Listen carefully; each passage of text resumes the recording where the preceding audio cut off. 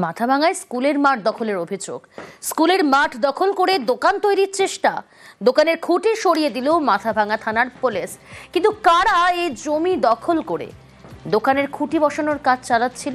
রাজেশ রয়েছে আমার সঙ্গে। রাজেশ আরো ডিটেল জানাবে। রাজেশ, দেখো প্রিয়াঙ্কা, মাথাভাঙা 1 ব্লকের হাজরাহাট 1 গ্রাম পঞ্চায়েতের অন্দরন প্রক্রিয়া যে প্রাথমিক স্কুল রয়েছে, সেই স্কুলের মাঠের পাশেই খুঁটি গেড়ে দোকান তৈরি করার চেষ্টা স্থানীয় ব্যক্তির বিরুদ্ধে, এবং এই ঘটনাকে কেন্দ্র করে রীতিমতো চাঞ্চল্য ছড়িয়ে পড়ে এবং মাথাভাঙা থানার পুলিশ খবর পেয়ে ঘটনাস্থলে যায় এবং যে খুঁটিগুলো দোকান তৈরির জন্য গাড়া হয়েছিল সেই খুঁটিগুলোকে সরিয়ে দেয়। স্থানীয়দের দাবি যে এই যারা এই দোকান ঘর তৈরির জন্য খুঁটি গেড়েছিল তাদের যারা পূর্বপুরুষ ছিল তারা কিন্তু স্কুলের নামে সেই জমিটি দান করে দিয়েছে।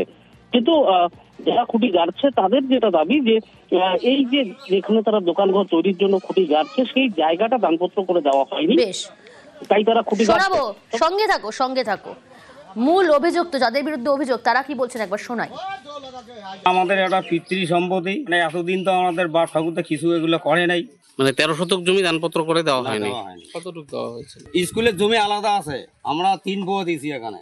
আচ্ছা, ওই স্কুলের জমিটা আপনাদের দান করে দেওয়া? ওটা দান করে দেওয়া হয়। এই জায়গাগুলো আপনাদেরই? হ্যাঁ, এটা আমাদের। তাহলে এতদিন ধরলেন না কেন? এতদিন তো দরকার ছিল না, অভাবের কারণে তো আমরা এখন এই জায়গাটা ধরলাম। রাজেশ, পুলিশ প্রশাসনের কি বক্তব্য?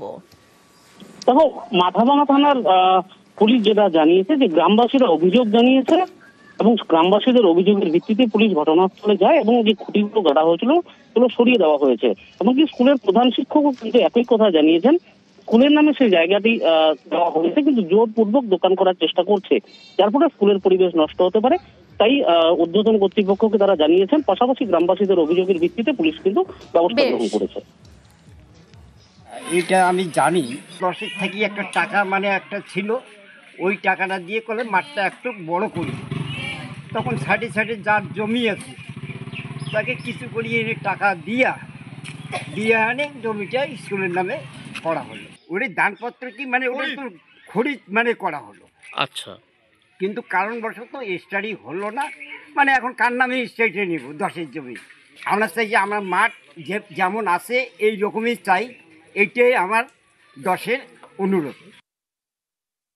আমি স্কুলে এসে দেখলাম খুঁটি গাড়া। তাদের বক্তব্য হচ্ছে যে ওরাও জমি দান করেছে, এরাও জমি দান করেছে, এটা 2 অংশ, ওটা আলাদা অংশ, এটা আলাদা অংশ।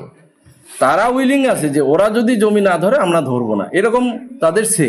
এবং স্কুলের সীমানা মাঠ ধরে আমরা এতদিন ওটাকে ব্যবহারও করে আসছি। CWSN টয়লেট ওই জমিটাতেই আছে, মানে এখন তো সেটা স্কুলেরই জমি। স্কুলেরই জমি, মানে খুঁটি গাড়ছে। হ্যাঁ, ওরা তো কোনো বৈঠক কারোর সঙ্গে কোনো আলোচনাও করে নেই। হ্যাঁ, জোরপূর্বকে বলতে গেলে ওরা যদি আমার সঙ্গে না করে স্কুলের সঙ্গে না 10-এর সঙ্গে যে করতো সেটাও তো শুনলাম, সেটাও করে নেই। ওরা জোরপূর্বকেই অনেকটা খুঁটিটা গাড়া আছে।